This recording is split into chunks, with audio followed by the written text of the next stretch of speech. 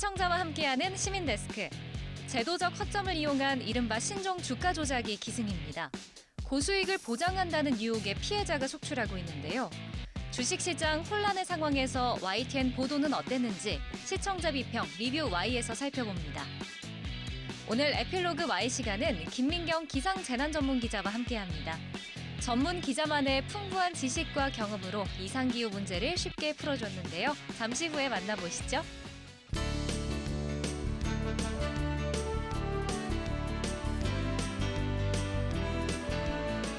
시청자 여러분 안녕하십니까, 김영수입니다. 메타버스 서비스 이프렌드와 함께 남산 서울타워가 색다른 이벤트를 진행합니다. 그래픽 방식이 아닌 실사 이미지를 기반으로 국내외 명소를 선보인다고 합니다. 메타버스인데도 현실감이 상당히 높다고 합니다. 직접 해보시면 아마 흥미로우실 겁니다. 이프렌드 앱을 다운받으신 다음에 남산 서울타워를 배경으로 아바타와 함께 인증하는 이벤트인데요. 자세한 내용은 YTN 또는 남산 서울타워 홈페이지에서 확인해 보시기 바랍니다. 이번 주 시민데스크 시청자 비평 리뷰 Y로 시작합니다.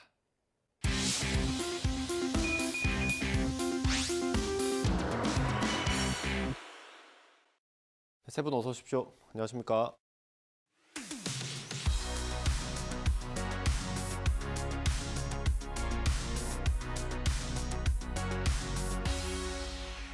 네, 시청자 비평 리뷰 Y 시작하겠습니다. 먼저 김지연 시청자 평가원이 가져오신 오늘의 주제부터 들어보겠습니다. 최근 SG증권발 주가 급락 사태가 미치고 있는 파장이 만만치 않습니다. 오늘 리뷰와이에서는 신종 주가 조작 사건이라고도 불리는 본 사안을 YTN이 어떻게 보도하고 있는지, 또 보도의 방식은 적절했는지 살펴보겠습니다. 아울러 큰 틀에서는 언론이 본 사안과 같이 전문적인 경제 보도를 어떻게 다루어야 할지 그 방향성에 대해서도 함께 짚어보고자 합니다. 지난주에 전세 사기 보도를 짚어봤고요. 오늘은 주가 조작 관련 보도를 보겠습니다. 이게 굉장히 어려운 주제라서 저희도 전하는데 좀 힘들었는데 어땠습니까, 보도들? 네, 그 외국계 증권사죠. 소시에테 제네랄에서 주가 폭락 사태가 일어났습니다.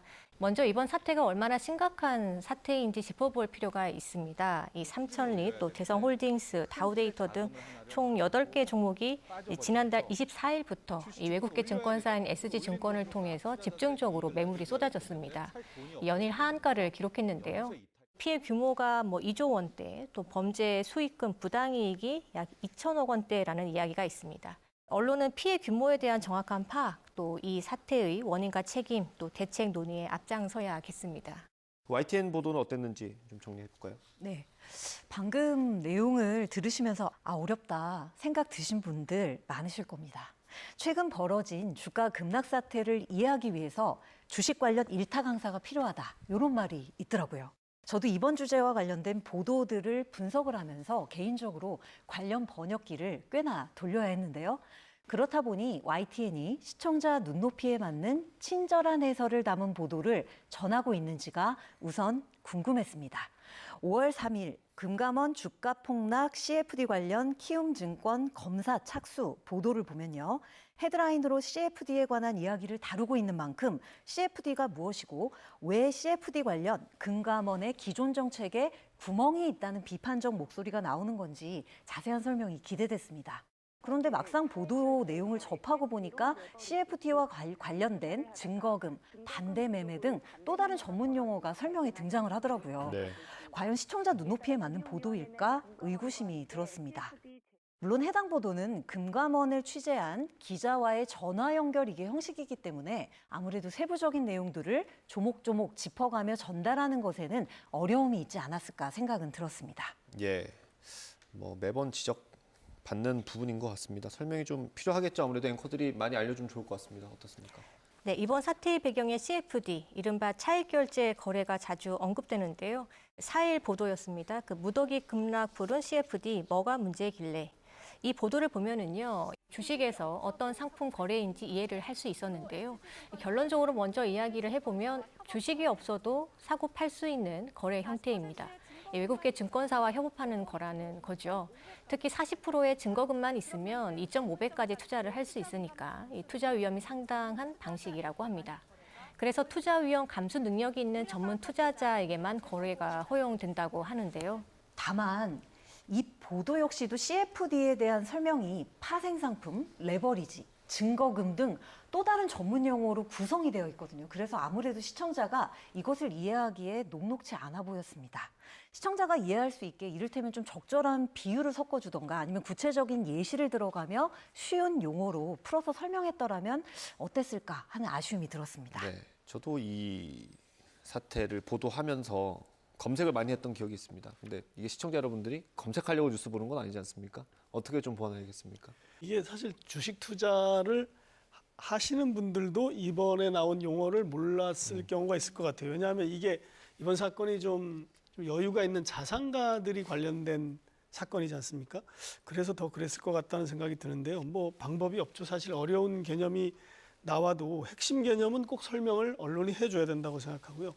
뭐 전문가의 도움을 받거나 보통은 그림으로 잘 풀어서 설명하는 방법도 있는데 또 하나 더 권장하고 또 우리가 해야 될 것은 반복적으로 해야 된다 이런 생각을 갖고 있습니다. 보통 기자들은 한 번 설명하면 됐다 이렇게 생각하는데 그럴 필요 없이 좀 더 자주 쉽게 설명하는 노력을 하는 게 좋을 것 같고요.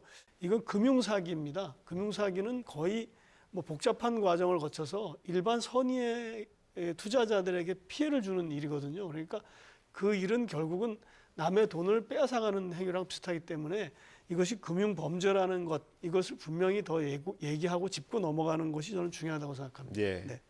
뭐 기사 쓰는 거 배울 때는 짧게 쓰라고 배우는데 설명을 더 많이 해야 되니까 좀 적정선을 찾는 건 필요할 것 같고요. 주가 조작 사태가 아직도 진행 중입니다. 의혹 보도가 있었고 논란이 많이 됐고 그다음에 지금 이제 수사 단계로 넘어갔는데 어땠습니까? 지금 상태 어떻습니까? 네, 저 이어진 보도를 하나 소개를 하자면요. 5월 3일 보도죠. 무더기 하한가 사태 피해자들 소송 나선 배경은 보도는요. 이번 SG증권발 사태에서 피해를 봤다고 주장하는 투자자들의 소송 대리를 맡고 있는 변호사와의 전화대담을 전했습니다. 본 보도는 이번 사태의 배경을 두고 모두가 내탁 공방을 벌이고 있습니다. 라는 앵커의 오프닝 멘트가 있었는데요. 저는 이 부분이 특히 적절했다고 생각합니다.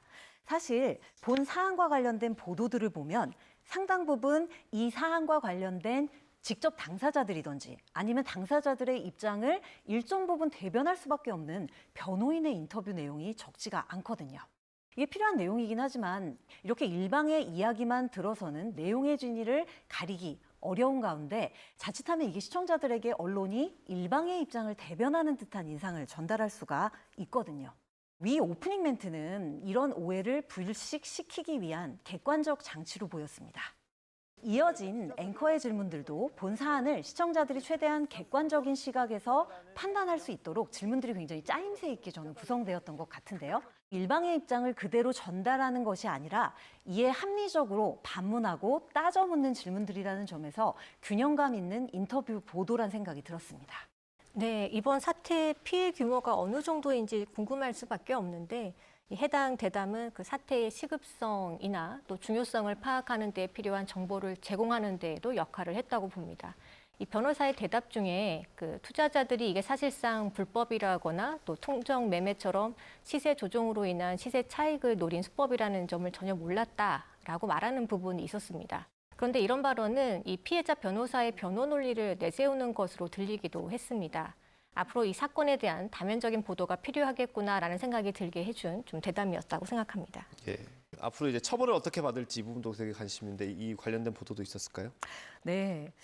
5월 4일 보도를 예로 들면요. 과거에도 이와 유사한 사례가 있었다는 점을 짚어보고 있고요. 그렇다면 과거 사례와 유사점, 또 차이점은 무엇인지, 또 신종 주가 조작이 이루어졌다면 그것이 어떻게 가능했던 건지 예상 시나리오를 전문가가 구체적으로 전하고 있습니다. 가해자 없는 주가 폭락 사태 진짜 배우는 이라는 보도인데요. 금융당국이 이 보도에서 이를 조기에 포착하기 어려운 구조가 있다라고 이야기를 하고 있는데요. 그래서 이 구조적인 한계를 지적하고 제도적 개선점에 대해서도 아주 구체적으로 조언들을 아끼지 않고 있거든요. 그래서 이런 점이 굉장히 좋은 대담의 사례라고 할 수 있겠습니다. 5월 6일 대담의 경우에도 좋은 사례인데요. 유아인 지인 4명 입건, 주가 조작 사태 일파만파 대담에서는 앞에서 유아인 씨의 마약 투약 혐의 내용을 다루고요. 뒤에 이어서 주가 조작 사태를 둘러싼 요모조모를 다루었는데요. 특히 급락사태의 중요 원인 중 하나인 CFD 제도의 허점과 부작용에 대해서 진단하고 이를 보완하기 위한 구체적인 대안, 예를 들면은 CFD 차액 결제 거래의 명의를 투명하게 한다든지 CFD를 통한 비투 한도를 지금보다 낮게 규제한다든지 등의 구체적 대안들을 전문가의 입을 빌어 제시하고 있는 점이 단연 돋보였습니다. 네, 그 승승장구하던 8개 종목을 보고 있다가 이 투자를 결심한 개미 투자자들도 있었겠죠. 투자를 댄 일반 투자자들이 있고 또 고수익을 미끼로 투자를 모은 중간책이 있었고요. 또 마지막에 이 폭락 직전에 탈출한 큰손들도 있었다고 하죠. 그 10일 라더견 일당 이단 체포, 정계 법조, 연예, 언론계, 또 인사 역할은 이 보도를 보면은요, 검찰이 피의자들을 이제 소환 조사를 하게 되는데 그런 자체를 좀 건너뛰고 이 체포 영장을 법원에서 발부받은 만큼 이 혐의가 무겁다라고 보고 있다고 보도를 했습니다. 피해자라기보다는 시세 조종 가담자로 봐야 하는 것 아니냐 하는 의혹이 있다는 것이었는데요. 앞으로 이 수사 과정에서 밝혀져야 할 부분인 것 같습니다. YTN이 좀 면밀하게 취재하고 구조적 특성을 이해하기 쉽게 전달하려는 노력을 좀 기울여야 하지 않겠나 합니다. 네, 뭐 검찰 수사가 본격적으로 시작이 되면 또 언론 보도가 쏟아질 수 있는데 앞으로 어떻게 이 소식을 전하면 좋겠습니까? 이번 그 주가 조작 사태가 조 단위의 피해액이 나온 이유를 놓고 그 연예계 또 정재계 인사들의 이름이 자꾸 거론되고 있죠. 그 주가 조작단이라고 부를 정도인데요.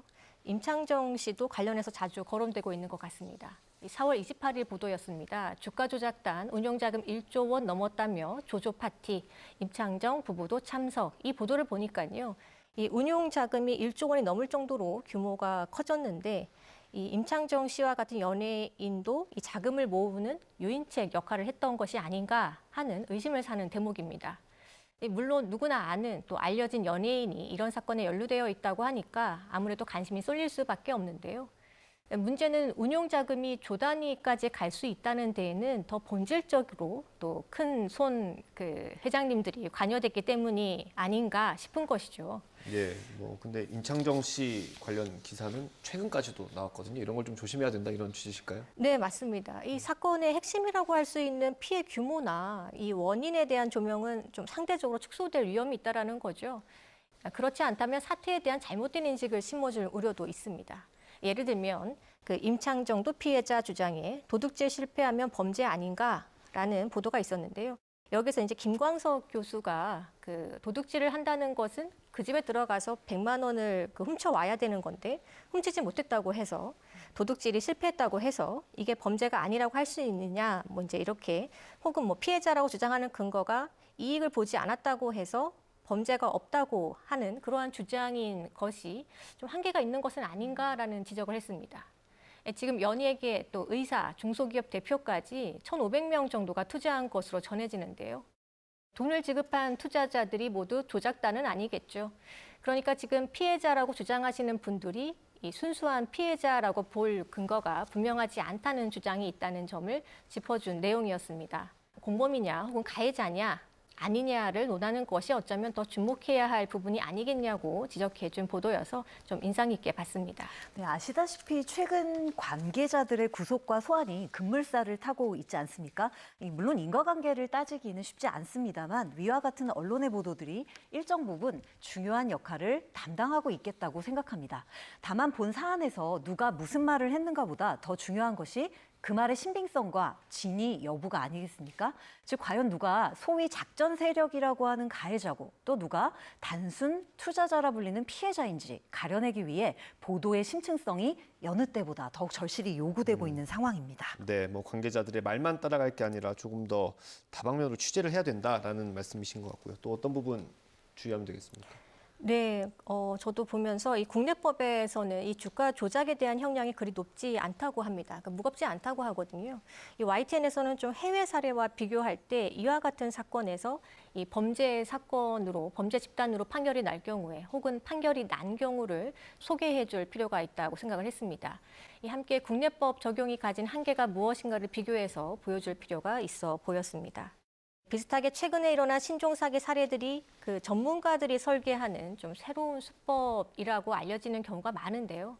이번 사건처럼 어떻게 이런 투자 사기가 가능했는가를 보여주고 설명하는 것은 이러한 수법에 또 다른 피해자가 생기지 않게 하기 위함이라는 점에 무게를 두어야겠습니다. 주가 폭락 사태 재발 방지 또 사전 공시 도입 속도라는 보도에서는요. SG증권발 주가 폭락 사태가 반복되지 않도록 이 내부자 거래는 사전에 공시하고 또 불공정 거래에 대한 과징금은 최대 2배로 올린다는 내용을 보도했습니다. 네, 이거 뭐 금융당국이 발표했던 방안이었던 것 같습니다.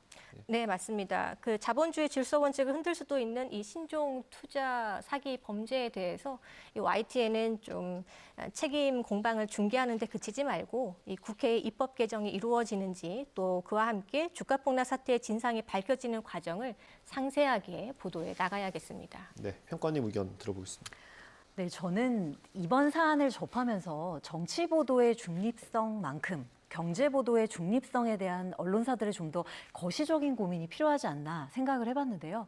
경제 보도의 중립성이라니 좀 의아하실 수도 있겠습니다. 그런데 정치 보도를 할 때 왜 이쪽과 저쪽에서 요모조모 살펴보면서 보도가 객관적인지 혹시 의도치 않은 편향은 없었는지 언론사들이 혹독한 자기 검열을 하잖아요. 근데 경제 보도 역시 사안을 다룰 때 특정한 방향으로 틀짓기가 이루어지는 건 아닌지 언론들이 엄격한 자기 검열을 해주셨으면 합니다.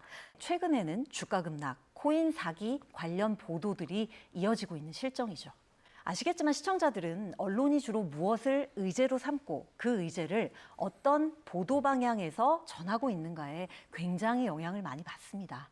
그리고 그 영향이 우리 사회에 미치는 영향이 굉장히 큽니다. 그래서 시장의 호재나 악재 그 자체보다 시장의 건전성이라는 측면에서 평소에 득과 실, 명과 암의 양 측면을 늘 균형감 있게 살펴주셨으면 하는 생각입니다. 예, 실장님 말씀까지 듣겠습니다.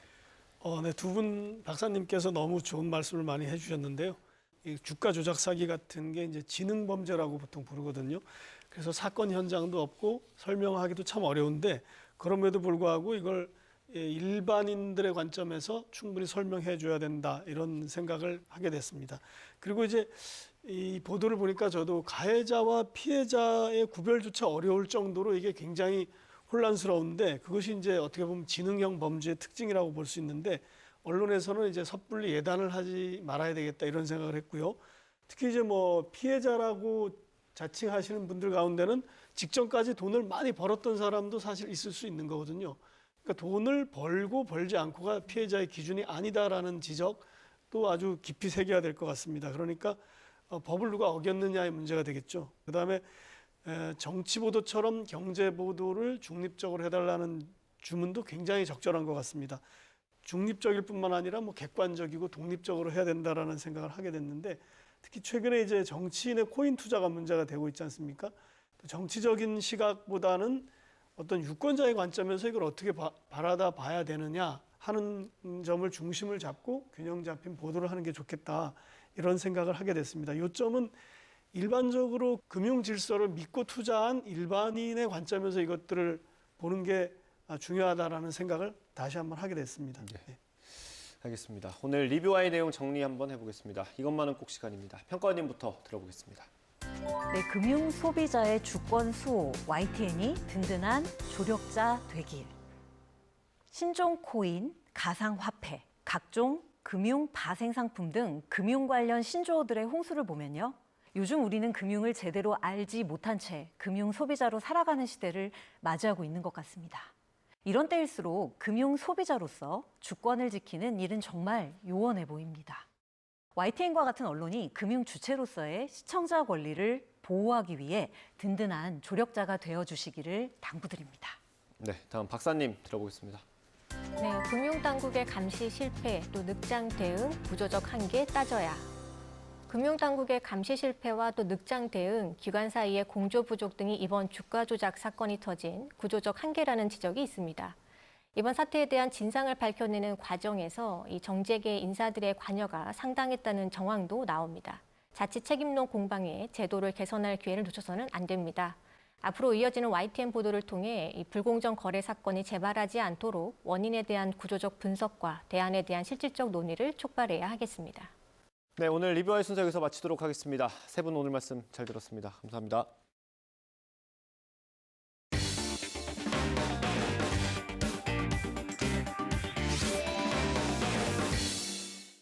YTN은 재난재해 피해를 막기 위해서 실시간 상황을 포함해 다양한 정보를 전하고 있습니다. 오늘 에필로그 Y는 환경 분야 기자가 전하는 필수 정보로 준비해봤습니다. 김민경 기상재난 전문 기자와 함께한 유익한 시간, 지금 바로 만나보시죠. 1년 12달, 사계절 내내 빼놓을 수 없는 뉴스, 바로 날씨 뉴스죠. 실생활 날씨뿐 아니라 재난재해 뉴스는 생명과 직결된 아주 중요한 부분인데요. 중요한 만큼 더 깊이 있게 전달해드리기 위해 YTN은 전문 기자가 그 역할을 해내고 있습니다. YTN 김민경입니다. 오늘 에필로그 Y 시간, 문화생활과학부 김민경 기상재난 전문 기자와 함께합니다. 네, 어서 오세요. 안녕하세요. 반갑습니다. 최근에 이상기후가 잦아지면서 기상재난 전문 기자가 정말 역할이 중요해지고 있다는 생각이 듭니다. 근데 우리 시청자분들께서 좀 생소하실 수도 있을 것 같아요. 기상 전문 재난 기자는 어떤 일을 하는 건지 먼저 얘기해 주시죠. 기상재난 전문 기자는 의학 전문 기자나 법률 전문 기자들처럼 이런 좀 전문적인 분야를 집중적으로 취재하는 기자인데요. 저희는 이제 하늘에서 일어나는 모든 기상 현상들, 비나 바람, 태풍, 폭염 이런 거를 집중적으로 다루고 있고요. 그리고 요즘에는 지진이나 산불, 미세먼지 같은 자연 재난까지도 저희가 맡아서 취재하고 있습니다. 그러면 일반 저희 기자들이랑 전문 기자는 어떤 차이가 있는 건가요? 아무래도 저희는 좀 전문적으로 한 분야만 취재를 하다 보니까 어떤 현상이 발생했을 때 원인에 좀 집중해서 그걸 분석하고 하다 보니까 좀 더 보다 더 심층적인 취재를 할 수 있는 게 좀 차별점인 것 같습니다. 근데 요새 그 이상기후를 좀 얘기를 안 할 수가 없는 게 이번에 봄꽃도 굉장히 빨리 폈었잖아요. 그리고 갑자기 여름처럼 더워지는 날씨도 있었고 이렇게 좀 이상기후가 잦아진 이유가 있는 건가요? 일단 올 봄에 낮 기온이 25도까지 웃돌면서 고온 현상이 발생했었는데요. 보통 25도라고 하면 저희가 초여름 날씨라고 이제 얘기를 하는데 이게 3월 초에 나타나서 굉장히 빨리 나타난 편이었고요. 특히 올해 벚꽃 같은 경우에도 예년에 비해서 한 2주 정도 빨리 개화를 한 거예요. 가장 큰 이유는 아무래도 기후변화로 인한 온난화 때문인데 이제 기온이 계속 올라가고 변동성이 계속 커지면서 실제로 올 봄 말고도 이전 겨울에서도 하루에 기온이 20도 차이까지 나면서 롤러코스터 마냥 변동성이 너무 큰 상황이었고요. 그래서 해마다 기록을 계속 경신하고 있는 상황입니다. 그럼 앞으로는 꽃을 좀 빨리 볼 수밖에 없겠네요. 그럴 것 같아요. 네, 그 이맘때쯤이면 또 하나 큰 문제가 있잖아요. 바로 황사와 미세먼지, 이것도 굉장히 심각한데 올해는 어떤 편인 건가요? 사실 올해가 예년보다 되게 좀 심각한 편이에요. 이게 우리나라에 영향을 미치는 황사는 그 중국과 몽골 사이에 있는 내몽골 고원과 그리고 고비 사막이라는 곳에서 발원을 하는데 이 지역의 그 기온이 기후변화로 인해서 지금 기온이 많이 올라 있는 상태고요. 그러다 보니까 땅이 건조해져서 더 바람이 잘 일으키고 먼지가 상공으로 잘 올라갈 수 있는 조건이 만들어져서 지금 이렇게 되고 있는데요. 특히 올해 좀 심각했었던 거는 저기압이 상승기류라는 걸 통해서 바닥에 있는 먼지를 상공으로 끌어올리는데 네. 그 지역에 저기압이 자주 위치해 있었고요. 여기에 바람까지 북서풍이 자주 불면서 그 지역에 있는 모래먼지를 우리나라로 이제 끌어오게 됐었던 겁니다. 요즘에 사실 봄, 가을이 많이 짧아지고 이렇게 계절적인 특성이 많이 경계선이 없어지고 있는 추세잖아요. 그래도 특징은 있을 텐데 다가오는 계절에 좀 주목하고 있는 이슈가 있다면요? 아무래도 가장 주목하고 있는 건 이제 다가올 집중호우와 태풍이 가장 그런 것 같은데 집중호우 같은 경우에는 작년에 서울에서 시간당 150mm의 비가 내려가지고 강남역 침수되고 서울 곳곳 침수되고 그랬는데요. 그리고 지역에서도 부여에서도 새벽 시간에 이제 시간당 100mm가 넘는 비가 내려서 피해를 좀 많이 본 적이 있었어요. 근데 보통 우리가 시간당 30mm가 내리면 집중호우라고 하고 50mm가 내리면 차량 와이퍼 가장 센 단계를 하는 그런 정도의 수준인데 지금 최근에는 시간당 100mm 넘게 내리는 게 좀 빈번하게 발생하고 있어서 그 부분이 좀 가장 주시하고 있고요. 그리고 태풍 같은 경우에도 이제 작년에 흰남노가 있긴 했지만 보통 이제 태풍을 보면 2년에 한 번씩 우리나라에 영향을 좀 잦게 주고 피해도 되게 컸었는데 작년이 조금은 주춤했던 상황이라서 올해 아무래도 조금 셀 것 같아서 좀 준비를 많이 하고 있습니다. 그러면 올 여름 기상 전망 같은 경우는 언제쯤에 저희가 알 수 있을까요? 보통 이제 기상청에서 5월 말 정도에 여름 기상 전망이 나오는데 보통 이제 여름 기상 전망 같은 경우에는 장마 기간이랑 겹쳐 있다 보니까 이게 미리 얘기를 해도 장마는 워낙 변동성이 커서 잘 안 맞는 경우도 있고 이래서 시시각각 계속 확인을 해야 합니다. 그런 것들은 이제 정보를 저희가 계속 시시각각 확인을 해야 될 것 같습니다. 자, 앞서 말씀드렸다시피 최근에 이제 이상 기후도 많아지고 날씨가 급변하면서 기상재난 전문 기자의 역할이 중요해지고 있는데 김 기자가 생각했을 때 기상재난 전문 기자가 꼭 필요한 이유는 뭘까요? 아무래도 요즘 기후변화로 인해서 기상현상들이 없었던 것들도 새로 생기고 이전에 없었던 게 계속 이제 발생하고 있는 상황이라서 요즘 이제 기후 위기 시대라고도 불리는데요. 우리나라가 전국적으로 기상 관측을 시작한 게 1973년부터인데 지금 해마다 기록을 계속 경신을 하고 있어요. 그래서 아무래도 기상을 전공한 전문적인 사람들이 이 현상이 왜 일어났는지 원인에 집중하고 지금 어떤 상황인지 전망 그리고 앞으로 어떻게 발생할 건지 이런 전망을 좀 분석하는 게 좀 필요해졌다고 생각합니다. 근데 이제 문제는 사실 기상, 날씨나 이제 재난재해라는 게 저희가 예측을 할 수 없는 부분인 거잖아요. 이렇게 하실 때 힘든 점도 많으실 것 같은데요. 예전에는 날씨가 계절마다 좀 패턴이 있어서 반복되는 패턴이었다면 요즘은 그 패턴이 많이 깨져서 이제 언제 어떤 게 나타날지 모르는 상황이에요. 그래서 보통 이제 5분 대기조라고 얘기를 많이 하는데 얼마 전에도 일요일에 하루에 34건이 산불이 난 적이 있어서 이제 밖에 있다가 전화를 받고 출근을 한 적이 있었는데요. 아무래도 재난 상황이 항상 급박하다 보니까 시청자들에게 빠르게 정보를 전달해야 된다는 그런 사명감도 있고 제가 기상 전문 기자를 꿈꾼 지가 대학교 1학년 때부터 꿈꿨었는데 10년 만에 이제 기자의 길을 걷게 된 거라서 하고 싶은 일을 하고 있다 보니까 야근을 하던가 주말 근무를 하던가 해도 그냥 하루하루 힘차게 하고 있습니다. 기상재난 전문 기자가 왜 되고 싶으셨어요? 어렸을 때는 하늘이 좋고 구름이 좋아서 이제 그런 걸 보고 예보를 해서 맞춘다는 그런 재미가 있어서 그랬는데 나중에는 이런 현상들을 제가 분석해서 사람들에게 알리는 게 좀 좋았어서 그렇게 하고 싶었었습니다. 네. 그러니까 어쨌든 꿈을 이루셨잖아요. 이렇게 전문 기자라는 타이틀을 좀 갖게 됐는데 그만큼 또 무게감도 있을 것 같거든요. 개인적으로 좀 나은 보도를 하기 위해서 노력하고 있는 점도 있을까요? 아무래도 재난을 좀 다루다 보니까 기상재난 전문 기자한테 제일 필요한 건 좀 예민한 감수성이라고 생각하거든요. 이게 기상 정보만 단순히 전달하는 것보다는 이게 피해가 예상되는 지역에 어딘지 그리고 어떻게 대비를 해야 되는지에 좀 초점을 맞춰서 좀 지방이나 이런 피해가 예상되는 지역의 사람들의 목소리에 귀 기울여야 한다고 생각하는데요. 예를 들어서 비가 많이 안 와서 가뭄을 취재하는 경우에 보통 사람들은 이제 비가 많이 안 와서 좋다, 비가 많이 안 오구나 이렇게만 생각하는데 네. 이게 이제 누군가에게는 생업의 문제일 수 있다라고 좀 집중을 해서 작물 피해라든지 아니면은 댐 방류량이 적어서 생기는 녹조로 인해 어획량이나 이런 가장 피해를 받는 게 누군지에 좀 집중을 해서 하는 게 좀 중요하다고 생각합니다. 사실 이 날씨와 재난재해라는 게 시청자분들한테 정말 엄청난 영향을 주는 분야잖아요. 기상재난 보도를 볼 때 혹시 시청자분들께 당부하고 싶은 점도 있을까요?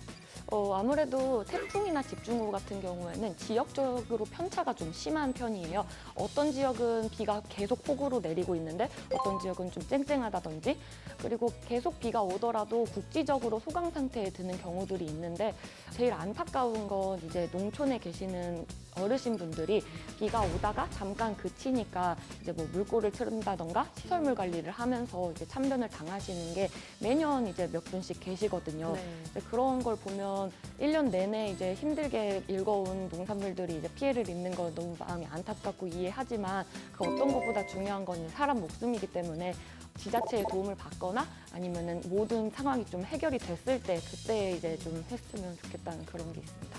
안전을 좀 최우선으로 네. 생각을 해야겠네요. 전문 영역을 다루는 전문 기자다 보니까 이 뉴스 보도에 대한 욕심도 있으실 것 같은데 앞으로 기상재난 전문 기자로서 어떤 보도를 하고 싶으신가요?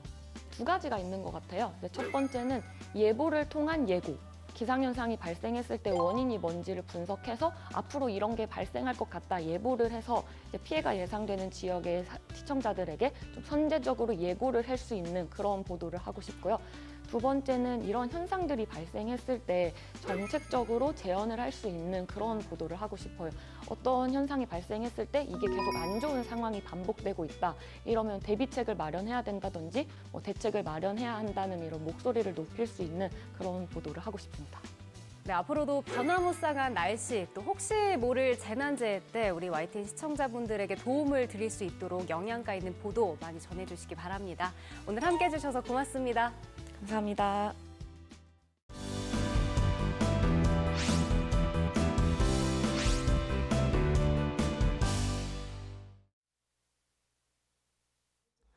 안녕하십니까. 2023년 5월 YTN DMB 시청자위원회 회의를 시작하도록 하겠습니다.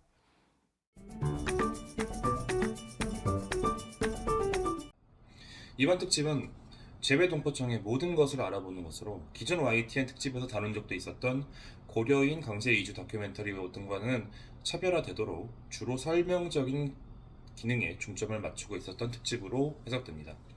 재외동포들이 해외에서도 국내와 같이 행정 서비스를 이용할 수 있도록 하는 기능의 신설 및 해외동포청의 주요 핵심 업무와 과제를 설명하는 것은 현재 낯선 재외동포청에 대한 이슈를 소개하는 것으로 시청자들의 궁금증을 해결해 줄 수 있는 바람직한 특집이었던 것으로 판단됩니다. 다만 신설되는 재외동포청의 역할 및 기능의 설명에 대해서 프로그램 전반에 걸쳐서 프로그램이 다소 너무 평이하게 전개되다 보니 특정 주제에 대해서 집중하고 특별한 이해를 제공할 수 있는 일반적인 특집의 기능을 크게 갖추지 못한 것은 다소 아쉬운 점으로 지적할 수 있을 것 같습니다. 마치 재외동포청에서 20분짜리 신설한 홍보 영상을 그대로 전달하는 느낌이 들 만큼 특집으로서의 기능을 다소 갖추지 못한 점은 아쉬움으로 남습니다. 프로그램의 기획 취지상 일정 부분 설명적 내용이 많은 부분은 어쩔 수 없다 하더라도 프로그램의 중점이 될 만한 이야기의 흐름, 내러티브가 부족한 관계로 시청자 입장에서 재외동포청이 신설된다는 점 및 어떤 기능이 있는지에 대한 대략적인 인상은 받을 수 있겠으나 특집을 시청한 이후에 시청자에게 큰 메시지가 남지는 않는다는 점은 이번 특집의 다소 아쉬운 부분이라고 생각됩니다.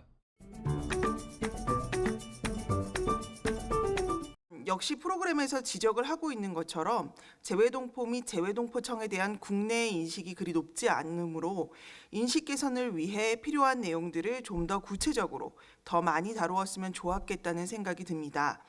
재외동포들이 그들의 모국인 한국과 어떤 관계를 맺으며 살아가고 있는지, 재외동포들이 한국에 어떤 기여를 하고 있는지, 재외동포청의 전신이 될 예정인 재외동포재단은 어떤 일을 담당하고 있었으며 재외동포청이 신설되면 어떤 업무를 담당하게 되는지, 재외동포청의 신설이 한국에는 어떤 도움이 될 수 있는지 등을 좀 더 구체적으로 다루었다면 이 프로그램이 국내의 인식 개선에도 기여할 수 있었을 것 같습니다. 마지막으로 아나운서의 전체적인 진행 하에 기자들의 내레이션을 중심으로 구성되는 프로그램의 구성 방식이 다소 딱딱하게 느껴진 것도 아쉬움으로 남습니다. 시청자들이 프로그램에서 제공하는 정보에 흥미를 느낄 수 있도록 좀 더 유연한 진행 방식을 택했으면 좋았을 듯합니다.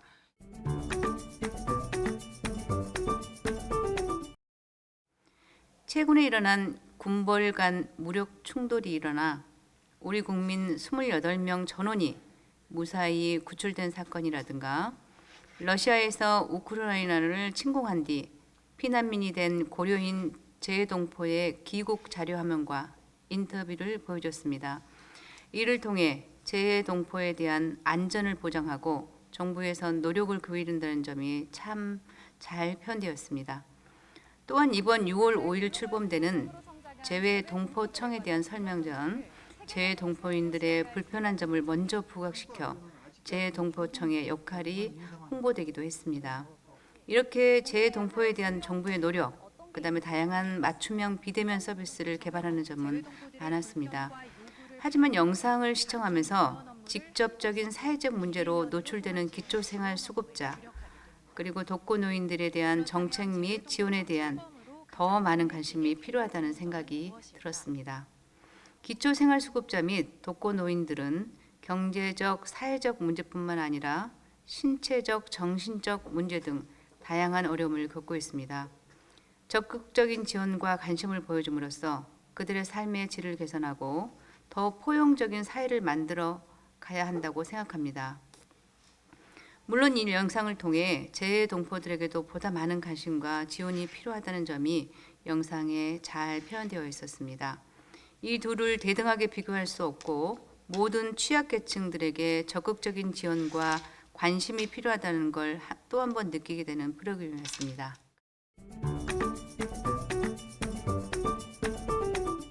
먼저 우리나라가 재외 동포의 비율이 인구 대비 15% 수준으로 재외 동포의 비율이 높은 나라라고 프로그램에서는 3번 정도 언급이 되었으나 다른 나라의 경우와 비교할 수 있는 타 국가의 비교 근거가 제시되지 않아서 프로그램의 전제 주장이 강조될 수 있는 당위성을 담보할 수 있는 차원에서는 다소 아쉬웠습니다. 제도적 구체성이나 사실관계를 설명하고자 하는 경우 이를 증명할 수 있는 객관적 데이터를 제시해 주셨으면 좋겠습니다. 이 같은 차원에서 보면 우리나라의 재외 동포층과 유사하거나 동일한 취지를 지닌 외국의 사례도 취재되어 구성되었으면 어떨까 하는 생각도 하게 되었습니다. 한편 재외 동포와의 동질성 추구나 정책에 관한 폭넓은 공감대 형성을 위한 미디어의 역할의 필요성 강조는 크게 공감되는 주장이라고 생각합니다. 750만 해외 동포에 대한 정서적이고 또는 구체적인 동질감을 형성하고 이를 통해 글로벌 한민족의 위상을 구축하는 일은 미디어, 특히 매스미디어의 구체적인 공감 능력 확대 기능이 가장 중요하다는 것은 더 이상 강조하지 않아도 모두 동의하는 사실일 것입니다.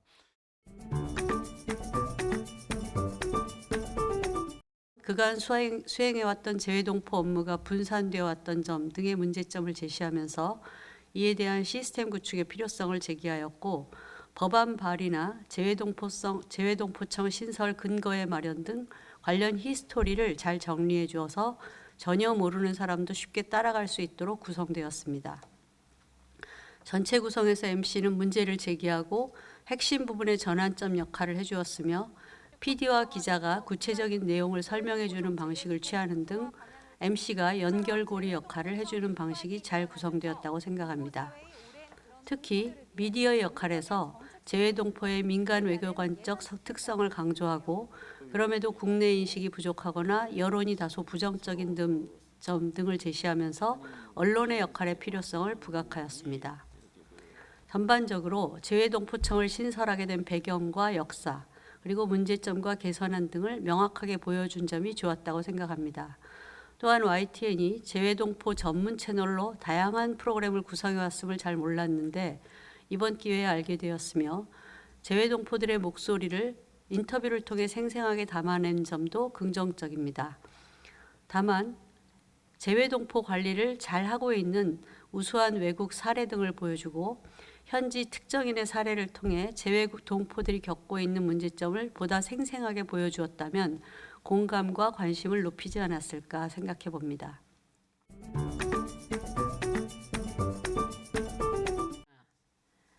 현재 재외동포를 국내 한국인처럼 대우하고 권리를 인정해야 하는가에 대한 문제가 지속적으로 제기되고 있습니다. 하지만 시대는 변했습니다. 그만큼 새로운 패러다임에 맞는 해외 동포에 대한 맞춤형 인식과 관리가 필요한 시점인 것 같습니다. 이런 상황에서 750만 해외 동포를 위한 재외 동포청이 6월 5일에 출범한다는 것은 그만큼 그 의미가 남다르고 크다고 할 것입니다.